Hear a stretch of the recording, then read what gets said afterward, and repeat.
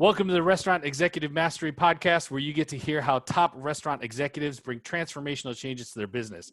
He is John Shaw, speaker, executive, and life coach, entrepreneur, interfaith minister, and former restaurant leader for more than 25 years, also chocolate cake lover. And me, who am I? I am Rev Ciencio. I am a former bar owner, hospitality marketing consultant, an influencer, and a burger fanatic. This show is created to help restaurant executives master their mindset and find inspirational ways to change their businesses from the top to the bottom. We're showcasing top thinkers in our business and give tactical solutions and examples that can help you move your needle. Please welcome to the show, Nabeel Alamgir, to the Restaurant Executive Mastery Podcast. Nabeel has a really crazy story. Okay, sit tight here. Nabeel grew up in Kuwait, was born in Bangladesh, and moved to New York City when he was 15. Upon becoming a resident of the city, he learned English by watching gangster flicks, which seems appropriate to me. Eventually, he landed a job as a busboy at an organic burger shop in Queens. As that business started to expand, Nabeel worked his way into the corporate office and became the chief marketing officer. That burger shop grew to over 40 locations in the U.S. with a couple locations overseas, and it's known as Bareburger. You've probably heard of it. Now, Nabeel recently exited the company for his startup tech company, Lunchbox, which is a full digital ordering suite for restaurants, as it started to blow up. Nabeel, welcome to the show. And I just want to say I'm a huge fan of Bareburger. My wife's a holistic health coach, and it's her favorite burger. So we love Bareburger. Thank you so much for the intro. Thank you so much for having me, and thank you to your wife. I know so many people who have they're specific about their diet. They're very knowledgeable about food that love Bareburger. So it's so great to hear that tradition is continuing. So many thanks to her. Yes. Awesome. Now, Nabeel, Sweet Green supposedly spent millions of dollars on building out their tech. Now, most multi-location restaurant brands can either spend ridiculous amounts of money like that in building their ecosystem, or partner with a number of different enterprise technologies that take like a year or more to create that ordering suite. When you were at Bareburger, you decided to take neither road. Instead, you built out your own system, which now can do all of the same things, but be stood up in like 6 weeks. I think that's incredible. What led to the moment where you decided to build your own system? As you guys know, I'm a restaurant person, so are you. The moment when we are, yelling and cursing at the top of our lungs, and when we get exhausted and we're like, we could do it ourselves and it would probably be easier. Every restaurateur has said that. It took me 5 years to say that, because for 5 years I've used Olo, Level Up, and all our competition. And then I finally decided, you know what? Enough is enough. There's no way this is so hard. We can do it as well. But it was not overnight success, if you will. It was 5 years of pain and suffering and getting to know some better people, because you can't do it alone. So I got to know Andrew, who's my co-founder. He was at Johnson & Johnson. He built a 7-minute workout app, which he doesn't use from what he's told me. He's busy working. But I called him and I said, you know what? You love food. I love food. We need to go ahead and save the industry. Let's go ahead and create something for the space by restaurant folks, right? And, that was the origin story on how we got started last year. Why is it Amazing. important? Why is it important for a restaurant brand to own all the points of communication in the customer journey? Yeah. You know what? That's such a great question, right? I love making fun of Grubhub and Uber Eats and calling them evil, because they are, but also because it's easy and fun. But, besides all those reasons, they were never meant to do what they're doing today. They were meant to be a discovery platform. They were supposed to help you discover restaurants, and then you were supposed to go to those restaurant websites on your own, right? The discovery process should lead to your own customer. So guess what? Where was the breakage, right? The breakage was the restaurants never developed their own system. That was the first problem. The second problem was Grubhub never enabled us to go ahead and understand how to interact with the restaurant. So for example, Grubhub doesn't give the restaurant email addresses. So you can't contact a guest who's purchased from you back, right? You can't earn them or win them or bring them back. You can't even apologize to them if their experience did not work out. Imagine owning a restaurant and you can't even make it right. You can't even say, hey, I'm sorry about it, full refund, next meal is on me. And everyone here has done that, because everyone in this channel has owned a restaurant at some point, right? So, we just think that they did not do their part. We as a space did not do our part. So it was time for us to go ahead and build that space and, make the playing field equal. So why do we need to make it equal? Shake Shack gets data from Grubhub. right? KFC gets data. So wait a minute. So if you are really well off, you can get data. And if you don't need data, you can get data. But the one-offs, the ones that are suffering the most cannot. That doesn't make sense to me. That is unacceptable. And that's why we started this company. Amazing. Such an inspiring story. Thank you. Yeah. And, it came from, I started at Bareburger as a busboy. It came from working every role. When you work every role, you lose almost, you see your partners or your coworkers lose their jobs. This is their livelihood. This is even a restaurant owner's livelihood, right? Restaurant owners don't make a lot of money. Like, if anyone here is not aware, I'm sure everyone who's watching this is aware, restaurant life is more glorious than it looks. It's hard, it's tough, it's a constant grind. And on top of it, we constantly seem to make it harder for them to operate. So we really wanted to give them some voice and give them some tech and make it really easy for them, right? Make it easy for everyone to understand the tech. Also, I'll introduce someone to you who's bothering me. I got a new puppy. I'll do a quick intro since he is getting excited. But yeah, guest appearance. I love the puppies. So Nabeel, going out on your own is scary, and it takes bold thinking and overcoming fear and self-doubt. How did you know it was time to go out on your own with Lunchbox, and what are some tools you use to overcome the natural fear that might have stopped you in your tracks? I'm scared this moment, right? I am, as you guys know, owning a business and starting something new is not just scary. It's a constant fear. It's constant thrill and excitement, but I'm constantly petrified of what's going to happen if this happens. What happens when Grubhub gets sold? What happens when Uber Eats buys XYZ? So the fear has never gone away. It just doesn't feel, I can just cope with it a little bit better. But the initial jump was tough, was a little bit more challenging. How did I do it? 3 things. Number 1, a great mission. Make sure it's mission driven, right? Number 2, make sure it's helping people is something they need. And number 3 is have a great team. When you have those 3, like if you took those 3 circles and moved them close to each other, in the middle there's an overlap. That's where you make money. That happens on its own. You just have to go ahead and find those 3 key components. I'm sure it's different components for different businesses, but those are the 3 that gave me confidence to say, let's do it. Even if I fail, my partner will help me out, and vice versa. And we put a team of 4 or 5 people together when we made the jump. Amazing. I love those 3 keys. That's a powerful, short list of mission-driven, helping people, and having a great team. That's a great sort of structure for everything that follows to create success. Both Bareburger and Lunchbox have had some amazing growth, like crazy growth. How do you keep a team charged up and on mission in a quickly growing business? So you're asking me to define a strength. And I'll answer with this. Every time I'll define my strength, it's also my weakness, right? I love design and marketing. I focus too much on it. It's also my weakness that I maybe focus too much on it, right? So the way I'll respond to this one is I'm as hungry as I was when I was a busboy. I'm as hungry today as I was when we started this company in February with the office with 3-4 people, all staying up till 4 o'clock, trying to launch the first system for Bareburger, which we knew had traffic. Like our first client had 40 locations, so we could not mess up. Usually your first client is supposed to be maybe 1 restaurant, maybe a friend. This was my former boss. This was the people that raised me that I was not supposed to let down. So it was a tough first act. And the way we, were able to go ahead and, maintain that till today is, just the way restaurant industry treats customers. Every guest matter, every, experience matter. And we, have policy to go ahead and make every customer happy. We'll send the food back to the kitchen. We'll make it right. We'll do anything so you don't go on Yelp, right? And Yelp is the metaphor for what is keeping us alive and grinding. We just want our customers to be happy. We want every guest to have a great meal before they go home. So we're just very, very hungry. And to a fault, and I'll go ahead and give you the negative, is sometimes it's better to go ahead and realize we're doing well and ease off. Sometimes easing off is actually healthier, and you can go ahead and let people be more productive.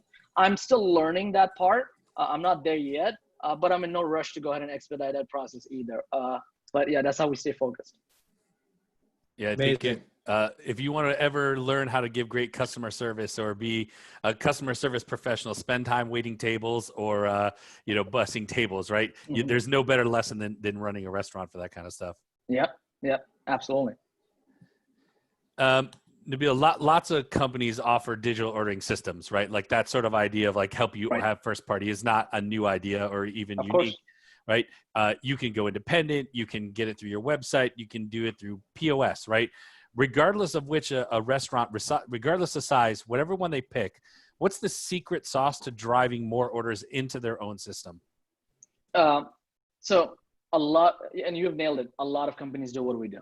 What's different? I'll address that first. What's different is we will help you we'll not sign you for a 2-3 year contract. We will do a month-to-month contract, and we will help you increase your sales. We're betting on the fact that it will help you increase your sales. And the second bet we're making is to help you compete with Grubhub and Uber Eats. So most restaurants do 10% direct ordering and 90% third-party ordering, right? Or maybe 20-80. And John, please correct me if I'm off. No, I think you're absolutely right. Our restaurant do 46% direct ordering. So we are the single most well-performed line item for digital sales, beating Grubhub, Uber Eats, and DoorDash. We're not above 50%, but combine all of their digital sales, we beat them. We're 46%. So that's huge. And that took a lot of time. And to end with the question you've asked, which is, what are you doing? We're teaching, we're adding technology that you would do if you were a good restaurant operator. So what does a good restaurant operator do? And John knows all about this. Is if you see a regular, you buy them a drink, right? We have that automated. We see a regular, we go ahead and give them incentive to remind them we value you, right? As you scale, as you get bigger, you forget, you're not able to do it, but restaurant operators want to. If restaurant business is so tight in margin, but you will never see a restaurant operator who's not generous. They want to feed you. They want to make sure they're hospitable. They want to make sure you have a great time. So we're enabling technology to go ahead and automate that process. We know if someone's not coming for 2 weeks. So if I come every day to John's restaurant and I've not come in for 2 weeks, John is going to find a way to go ahead and contact me and say, what happened? Or if I'm walking by, John say, what happened? I haven't seen you for 2 weeks. We have automated that part digitally. What happened? We've not seen you for 2 weeks. Let me go ahead and invite you in and make sure I incentivize you to do that as well. So those are the things we're doing. We're taking a human experience, we're making it automatic so we can go ahead and scale, so you can have more time to go ahead and provide better guest service. We're taking some of the hand holding out of your hand. So if I can interpret that, and it's incredible. Let's say there's a restaurant and they're not able to switch to Lunchbox right now. The advice is communicate with your customers based on things you know about them. Yes. Yeah. And what would be like what's the number one thing that restaurant brands don't do that they could do in that? Like, what's the number one trigger that they're not doing? They don't ask. Like, you are allowed to ask your guests to do things. Your guests love you, right? A new report came out that 76% of consumers will order from your restaurant if they know you have a direct website and not go to Grubhub. So the sentiment is changing. You know what you forgot to do as a restaurant operator? You forgot to tell them to do it. You have to ask your patrons to do things, and they will listen. You obviously have to go ahead and do one thing in return: be a good restaurant, right? Sell good food. But the rest is on them. They will go ahead and do things for you and change their behavior for you. I do it all the time. I love when restaurants give out an essay. They'll give out, some are savvy, and they'll give you a small note that says 50% off if you order from our site, the first order, Domino's, right? Some are less savvy, and they'll send you a letter, right? I love the letters. I will take that letter 10 times every given Sunday over that automated Domino's sticker, right? That person has figured the same thing that Domino's has figured out, right? And they're speaking to their guests, and we will react to it. So that's the number one mistake restaurant operators make, and they need to fix that immediately, because your guests will help you. They will move mountains. Just look at what's happening in the country. There's protests. There's all this activism going on. People, when they believe in something, they're willing to go ahead and take time out of their day to, make things happen. They'll do it for your food, because food is so special and connects all of us. So it's the least they could do. So ask them for help. Ask them whatever help you need. You need Yelp reviews? Ask them. They will go ahead and do it. Is it easy? No, but you have to ask. You have to constantly ask. And what is the key to igniting the kind of loyalty that moves people to act? Because you can ask, but if you haven't created that connection, then you won't have the same results. So yeah, that's a great point, right? And the answer is different for everyone. There's a book called Jab, Jab, Jab, Right Hook by Gary Vaynerchuk. Uh, that's the only book I've read by him. He's way too loud for me, so I try to avoid most of his media content. I would say the same. I would say the same thing. That's the only book I've read, and he's too loud. But it's a great book. It's a great book. And jab, jab, jab, right hook is in boxing. You jab constantly, so you can go ahead and give them the right hook, so you can finish the fight. But you have to. So if you take that metaphor and put it in food, you have to give, constantly give, and when you ask, your guest will go ahead and return. Right. So your question is, how do you give in a meaningful way? The way you give it in a meaningful way is different for every brand. But let me give you an example. If your restaurant is known for giving free breadsticks, do that online as well. Do that digitally as well. And then your guests will be like, oh, this is an extension of the experience I've had in their interior restaurant, right? I will react to this. I have an emotional reaction to this. So that's how you go ahead and connect a meaningful way to connect with your guest. That's awesome. Nabeel, if you ever decide to become an author and write an autobiography, I think the name of the book should be Everything I Know About Success I Learned Serving Burgers. Yes, absolutely. I'm a little skewered on the burgers. I don't know anything about any other food group. So just very, very much towards burgers. So, Nabeel, what advice do you have for operators looking to make bold steps and try new things, to innovate? I think what's becoming very clear is that in order to overcome the adversity and not only survive but thrive in this kind of new normal, that try innovation is critical. So what is the advice that you have as a supreme innovator who's creating leading edge technologies? What are some advice that you have for operators about how to innovate? My first advice is very simple, and I appreciate your kind words, but the best advice are the ones that are the simplest. Number one is fail forward, right? Don't stop evaluating every technology that's out there. Go ahead and pick one.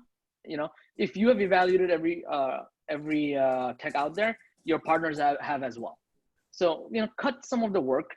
You're not going to discover anything new that your counterparts have not. You are not smarter than them.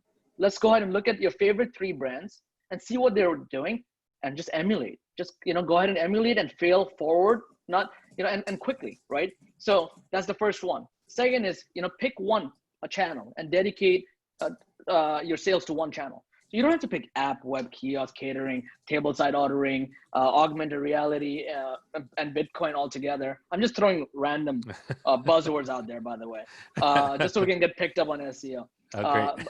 But just pick one channel. Dedicate your time to web. Or if you have a check average over $25, if you're a coffee place or has a check average less than 25, dedicate your time to app sales. Right? Pick one channel. Do not pick more than one. You can pick a second channel when you have appetite for it, when you are doing successfully launch the first platform. So those are my first 2 advice. And number 3 is go ahead and pick the right tech stack. There's a lot of technology out there, and what happens is you have to mix and match and put something together, because whatever you need is not out there, right? So you have to take X, Y, and Z and put something together. I say go ahead and do first principle, which is just pick one, ask them what are their successful white pages, follow that. I know your restaurant is your restaurant and you need to go and find the tech to go and fit it, but it's time for your interior to change. It's time for you, the way you think about your restaurant and your operations to change, right? If COVID has taught us nothing else, is we need to upgrade. Everyone in our portfolio right now, we work with hundreds of restaurant groups, some of the best in East Coast. All of them, everyone who has a dine-in concept is moving to counter service. Bareburger is moving to counter service. Everyone who has counter service are moving to cloud kitchen concepts, working with Reef and Kitchen United. So everyone is now moving and getting leaner. You have to change as well. So get prepared for the ambiguity. Don't try to go ahead and put this complex stack together to make your restaurant work.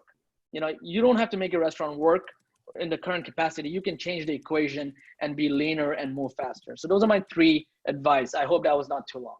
No, that was an amazing answer. And I just, I love what you're talking about, shifting to counter service, shifting to cloud kitchens. So as a visionary, where do you see, I know this is a broader question and not necessarily related exactly to your technology. What's the future? What's the new model of restaurants, going forward, and where do you see that going? It sounds like it's counter and clouds and these other things. Elaborate on that.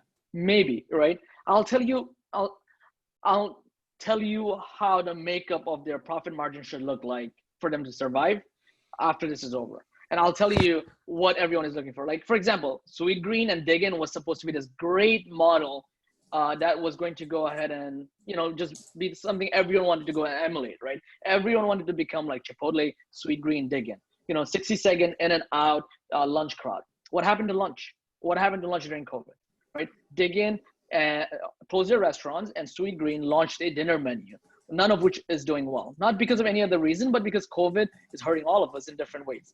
The only people who had a fighting chance during COVID, and we work with Fuku as well, they had to close some of their restaurants as well. They just launched with us during COVID. If they launched a couple of months before, they would have a winning chance as well to stay open throughout it. So the make and model of your restaurant needs to be as close to 50-50 as possible. 50% off premise and 50% dine-in. If it's too skewered towards either way, if it's 80% off premise, like Sweet Green, you will be hurt during moments like COVID. If it's 80% dine-in, you will be hurt during COVID. Bareburger has 53% off-premise ordering. So they're at the 50-50 model. They did really well during COVID, right? Whatever well means, right? They were one of our restaurant groups that did really well. So go ahead and have diversify your portfolio if you're investing. Do the same thing if you're going ahead and building a brand in 2020, right? I don't care if it's cloud concept or if it's counter service or if it's dinner concept. Just don't depend on off-premise or a dinner service too much. Go ahead and find balance between the two. So I think what's interesting about first of all, I love the 50-50 avatar model.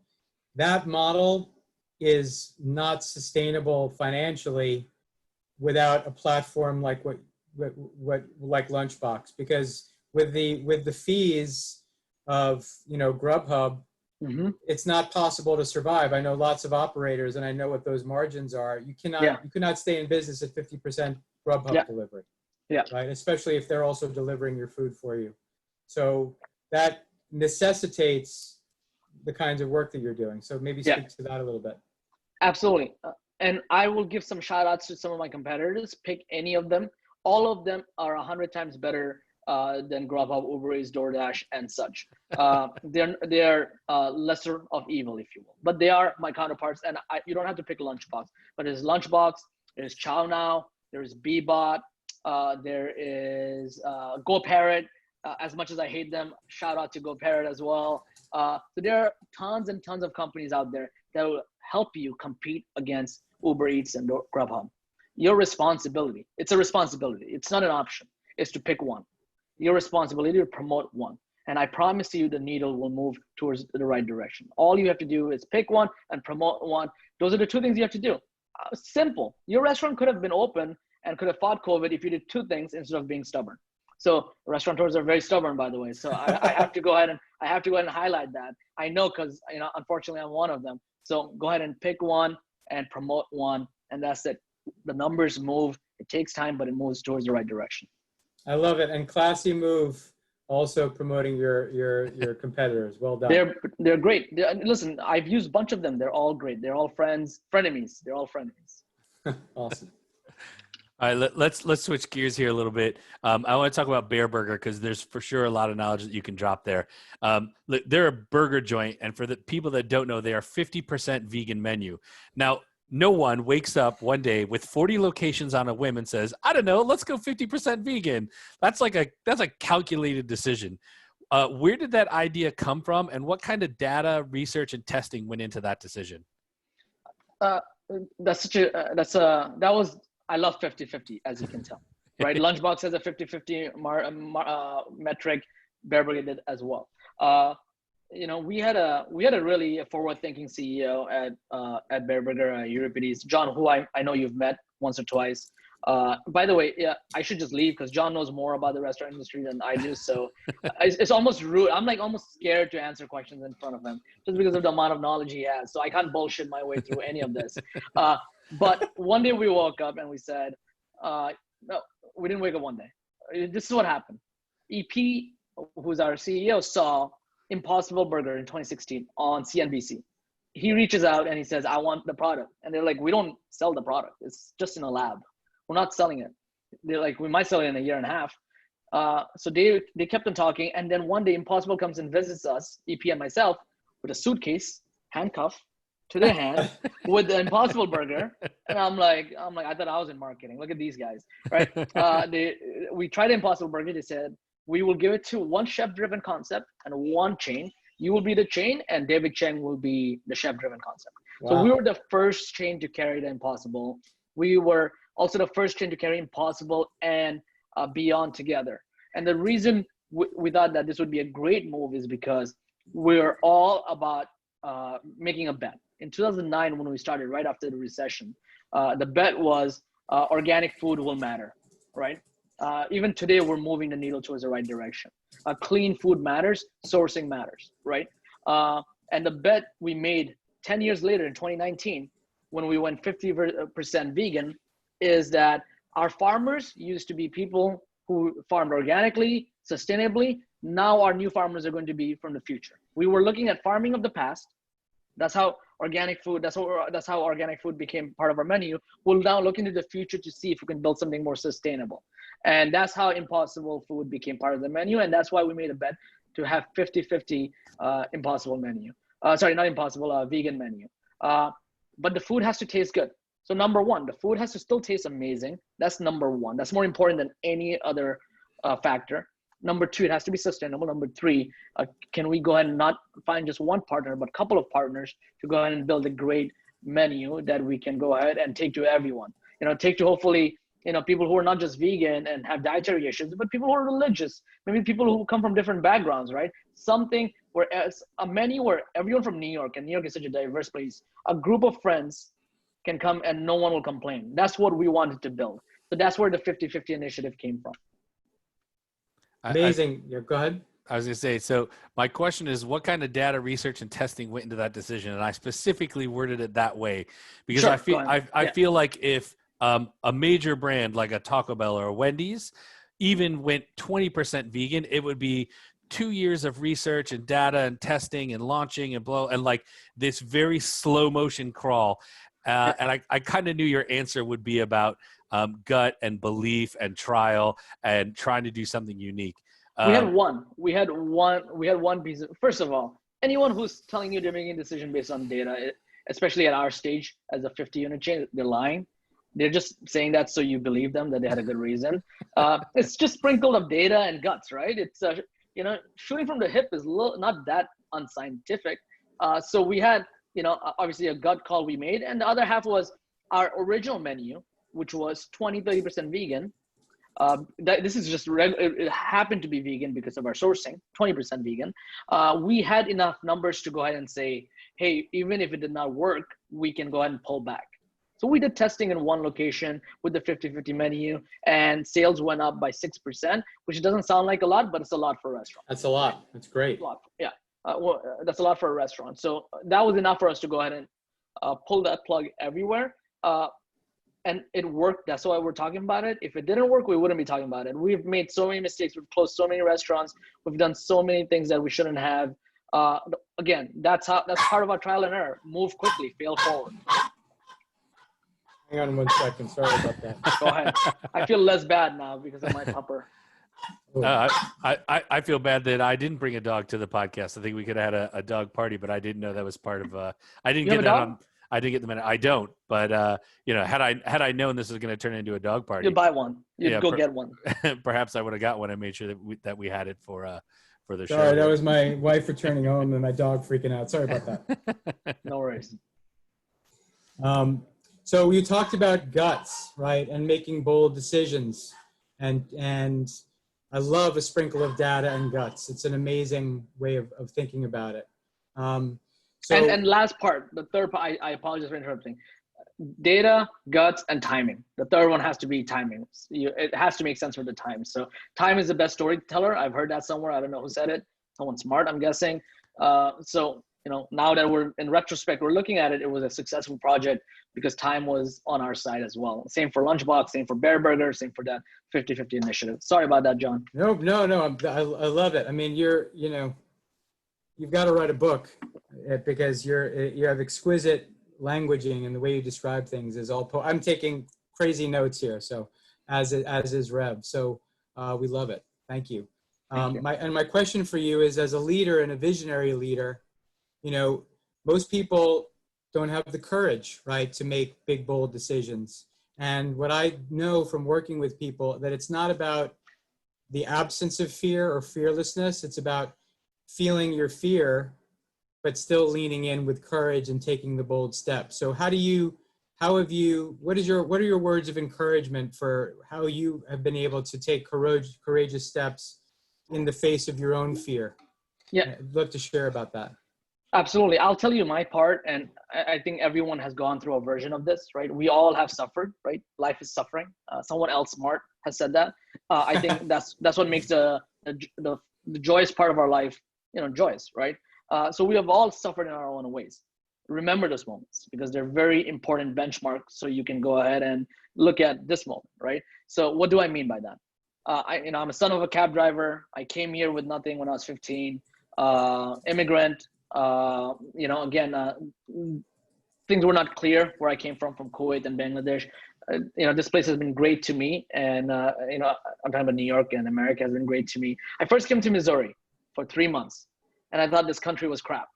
And then I came to New York and I was like, this country is cool. This is cool. Are you from Missouri? Is anyone from Missouri here? Okay. I'm a Michigan. No, but we apologize to our listeners who are from Missouri. Yeah, if anyone here is from Missouri, I apologize as well, but I mean it. But I apologize, but I mean it. But anyways, I was in Missouri. It was right after 9/11. So as a Muslim kid from Kuwait, it was different for me than I'm sure a lot of other people. So I didn't start with a lot. So, every day when I go ahead and challenge myself, what do I have to lose? Every day has been a good day. Every day above ground is a great day. I have nothing to lose because I've already come from nothing, right? That's one way I look at it and go ahead and desensitize fear. And the second way I look at it is blessings, right? What I've asked for today, like I have so many issues today I'm dealing with. Those are the issues I've begged for because they came with a counterpart of success. So I prayed for these issues. And when I say I prayed for them, I mean that. Like I had a check I wrote when I started Lunchbox of how much I'll raise in September, exactly the amount of money, a fake check. I took a check. I think Jim Carrey did this and other people did this. I tell the Jim Carrey story all the time. I love this. So I took a check, I put $1.5 million. By September, it'll be cut out to us, to Lunchbox. And I look at it every day. I have a picture of it. It's like really wearing off now. And a month, we missed it by a month, but we raised $500,000 more. And we made it happen, right? So now I have headaches. I have millions of headaches. I have to talk to a board. I have to talk to all these investors. I have to update them. People on my team are trying to kill each other. People on our team are trying to kill each other because we have 30 people now. And we have 5 people. When you have 5 people, no one wants to kill each other, So these are the blessings I've asked for, and I've started from nothing. There's no problem. Every day is a good day. Amazing. So when mistakes get made in a bold move, how do you course correct? Half the time, I am reactive and I'm yelling, screaming, cursing. The other half, I am thoughtful. I think about what has happened, how I've seen this in the past, how I can fix it very quickly, how I can avoid this. So there's a duality to how I go ahead and fix issues. I also am very quick to forgive myself. And what do I mean by that? Wow. I do so many things throughout the day. Like let's say I did 100 things today, which is very normal. I've done 100 things today. I've made 20 mistakes. And 20 times, 10 times I've hurt someone, or I've said something I shouldn't have, or I have pissed someone off, or, I've made mistakes. At night, I go and I forgive myself. I go to sleep normal and happy because I can't carry it on because I'm very sensitive. I'm very emotional. I'm very left side of the brain. And when I hurt someone, it hurts me as well. So what I have to do is learn to forgive myself. So I am an expert at forgiving myself. Just ask my girlfriend. who I pissed off yesterday, but I forgave myself the same night, right? But you have to also fix it. Like you can't just forgive yourself. You have to make it right. You have to make improvements. You have to keep people happy. But you also have to go to bed with yourself at night and not eat yourself alive. So I forgive myself. That's a huge concept. I just want to say I teach that a lot in my coaching, and I know that's also critical for athletes, but rapid forgiveness. You know, if you think about an athlete, if the wide receiver drops the ball, they've got to let that go because you can't drop 2 balls in a row, right? And I think that's the mark of a success. I think a lot of people look at entrepreneurs and they think they don't recognize that it's really massive imperfect action. It's a lot of mistakes. And so it's a really key principle. Thank you for bringing that out, because if you can't be an entrepreneur who forgives yourself, then you're going to be constantly judging and you're going to get stuck on your mistakes. And that's not the entrepreneurial spirit or the visionary leadership spirit. Well done. Thank you for bringing that out. Well, listen, I think bold thinking and focus are kind of Nabeel trademarks, but another Nabeel trademark is being humble and always overly gracious with flattering with remarks, which you've certainly done on the show. Where did that come from? I'm not with flattering other people. Yeah, you're always so kind and always saying nice things. I'm competing at a space where I only get to meet people who are impressive. Like I've not met a non-impressive person for 10 days now. Do you understand how lucky I am to do that? Like every call I'm on, I'm with someone impressive, right? If I was with a bum, I would not be as gracious. I'm with impressive people. I'm talking to you guys. I'm talking to, similar people to this group who's, accomplished things, who've made moves, who have taken risks. There's not a question you've asked me where if you guys answered, I would not learn something from you guys and the audience would not. So it's honest, it's genuine. I always say I was raised by my teachers. Because that's where I got everything I've learned from my high school teachers in Astoria, Queens, where the first Bareburger was. So 10 blocks away from the Bareburger was my high school. I'm just a student, and now I'm learning to be, share and teach and give back so I can learn more, so I can go ahead and engage in more conversation. But it is genuine. When you get to wherever we are, I don't know where we are, but wherever this is, I just get to meet awesome people all the time. So I'm genuinely excited. Nervous about what I'm saying, and hopefully I'm not disappointing you guys and giving you guys the right information, and third, hopefully I'm being thoughtful about what is the message that's out there, like I'm sending out there, and one, I hope that's always honest. So when in doubt, I'm just going to be honest, and hopefully we can pick the parts we need from it. Yeah, honesty and authenticity really shine through, and your energy is infectious. It's amazing. It's no wonder that you've created the success you have. Thank you. I have a question about your mindset or mindfulness practice. How do you keep yourself centered? You mentioned prayer. I don't know if there's meditation or what kind of tools that you use. I use this app called Habitica, and I go ahead and use this every day to check off what I need to do. It basically helps me be a normal human being. Like I'll tell you what I mean by that. Like some of them are impressive, like, hey, read a book or read something. Some of them are write something you're grateful about. Write something that you hope will come true twice. Do something nice for someone else. Were you positive today? Did you have any day of where you were in the slump? Have green tea. Eat healthy. Call Nadeem, my little brother. So, this teaches me how to, parts of this teaches me how to continue to be a human, because you forget to do that when you're in a startup. When you run a startup, everything goes out the window, and that is an awful thing. That's not a good thing. Everything goes out the window. Morals, how to be human, how to be a family person, how to go ahead and treat people with respect. You go ahead and make compromises. You say, after Series A, I will be nice again. Or after Series A, I will go and call my mom again. Whatever your excuses are, we all make excuses. So I use Habitica or any checklist to go ahead and continue to be human. So half of them are, I would say, internal and mindfulness. Other half are building good habits, reading, engaging, thanking people. So yeah, that's how I stay on course. I love it. And so I'll just say that the principle-driven nature of the way you operate and your commitment to standards and practices, is the foundation. It comes through, right? It comes through that there's some inner mission as well as the outer mission, and that's really fueling your outer mission, all of this practice. So thank you. Well done. Thank you so much. I appreciate that. Man, that is awesome. That is totally awesome, Nabeel. I love that you have a list. This entire conversation has been awesome. Super glad we had you on the show. You have incredible advice. We do have one final question, and it is very, very, very important. So I hope you're Go ready ahead. for this. Go What ahead. is something you've eaten recently that was awesome? Something I've eaten recently. Honestly, you guys know Chip cookies? Cookies from this company called Chip. Oh yeah. They have like 5 locations. They started here in Astoria. Now they have locations in the city. Best cookie in the world. And my only sadness about this cookie is I can't give it to my dog because it's chocolate chip. But that is the greatest thing I've eaten. Peter, who's the CEO there, has created an awesome system. His 4 or 5 location does more than like sometimes 40 Bareburgers, right? And Bareburger will not be upset I said that. That's the kind of off-premise engagement he has. He has like 100 square foot space. And John, Rev, you guys have own business. You guys know how little that is. So favorite cookies, my girlfriend and I get it almost every other week. Every week, I'm lying. Every week. Let me correct myself. We order every week. And yeah, that's the thing that I've eaten last that I absolutely love. John, this is a terrible question we ask because every time at the end of the show, I'm like, dang, now that's exactly what I want to eat. Well, Nabeel, thank you for coming on the show. We really, really appreciate it. It was awesome. Thank you Nabeel. so much. That was Thank you. extraordinary. We really appreciate it. I really Incredible appreciate insights. Yes. Awesome. And for everybody listening, if you want more conversations and insights, you can join our private Facebook group at bit.ly/restmast. That's bit.ly/RESTMAST. That's short for Restaurant Mastery. You get networking, inside discussions, questions answered, mindset coaching, stuff like that.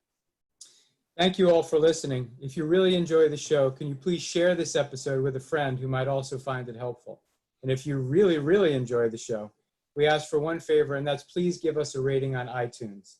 That helps us to spread the word to others who might find this valuable, just like you do. If you haven't subscribed to the show yet, please hit subscribe or mash that subscribe button, as I like to say, on your favorite podcast player so you don't miss a future episode featuring helpful tips from other professionals like Nabeel in the food marketing business. Everybody, make it a great, tasty day.